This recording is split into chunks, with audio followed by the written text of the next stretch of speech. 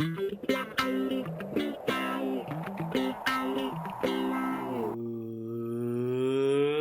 morning, Eagles. Happy Distance Learning Wednesday. It is time for us to start another amazing Olin Day. Every day we take a moment to honor our country with the Pledge of Allegiance. At this time, I'd like you to please stand and face the flag. Let's try this way. Place your right hand over your heart. Ready? Begin. I pledge allegiance to the flag of the United States of America and to the republic for which it stands, one nation, under God, indivisible, with liberty and justice for all. Thank you. Please be seated. Eagles, today we will continue our celebration of Black History Month by sharing the story of Dorothy Vaughan. That's Dorothy Vaughan. Dorothy Vaughan was an American mathematician and computer programmer who made important contributions to the early years of the U.S. space program. She was the first African American manager at an organization called NACA, the National Advisory Committee for Aeronautics. NACA eventually became NASA.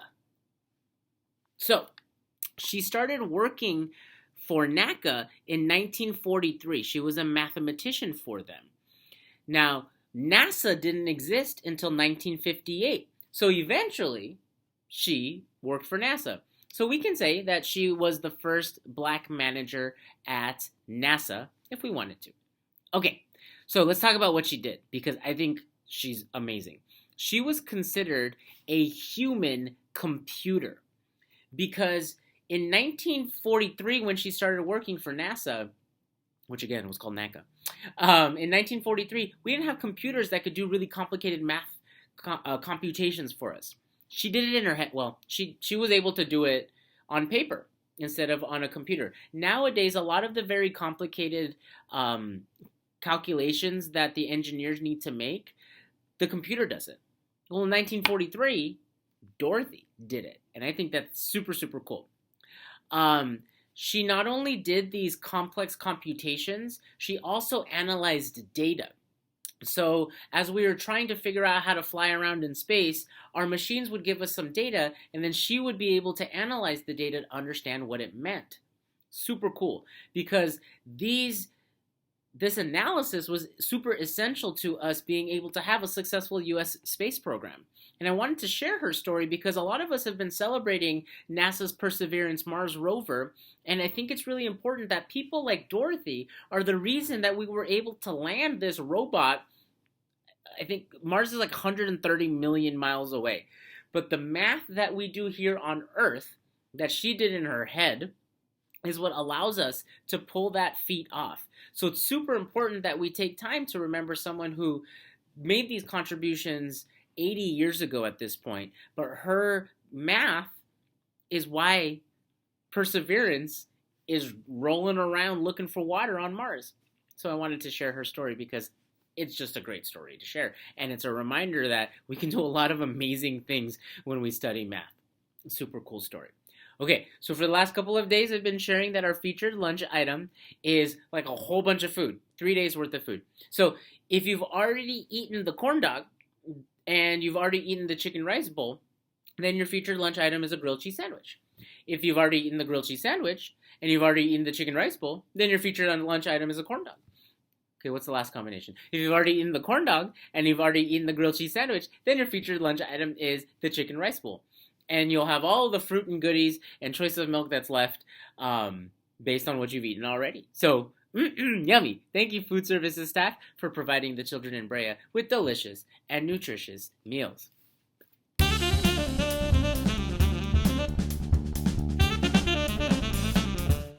Today's animal facts are about the blue dragon.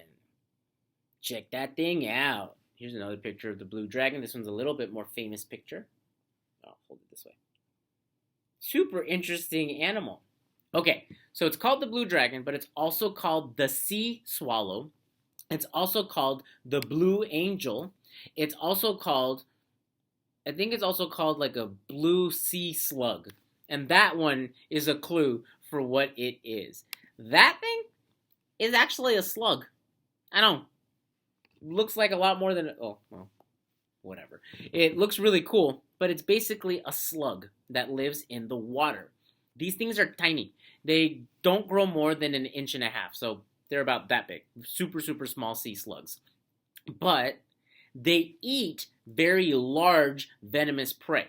So what these things do is they sting their prey and then they go to town. So what I think is pretty interesting is when this animal eats its prey, it takes the prey's like stinging abilities or whatever the prey's skills are, it uses them. So here's an example. It might eat the Portuguese man of war, or it might eat a jellyfish. That's a good example. Let's say it eats a jellyfish. Well, we know that the tentacles of a jellyfish can sting, right? Well, then when this little guy eats a jellyfish, it takes its ability to sting. That's crazy, right? But that's what it does. And I think that's probably the most interesting thing about it is by taking the prey's ability to either have a chemical toxin or an electric toxin, that's how it protects itself from animals like it that sting and eat other animals. So I think that's super interesting. They can swallow air and hold it in their stomach. And what that allows them to do is float to the top of the water. They're either going to sink all the way to the bottom or they need that air in their stomach to float and be buoyant. A group of these blue dragons is called a blue fleet, and these blue fleets often wash ashore in the ocean. And I should have mentioned this. They live in the Pacific, in the Atlantic, in the Indian Ocean. They live anywhere in tropical waters. So we don't get them up here necessarily, but if you're in a tropical water area, they might be around. So what happens is these groups of them will wash ashore, and as that's happening, they definitely sting people that are swimming in the water. It's not like fatal, but it doesn't feel good. If any of you have ever been stung by a jellyfish, not the most exciting thing in the world. All right, what else should I say? Oh, I said that they go to town with their prey. There's one more interesting thing that they do. After they eat whatever they feel like eating, they lay their eggs inside of the bodies of their prey. Yeah, think about that.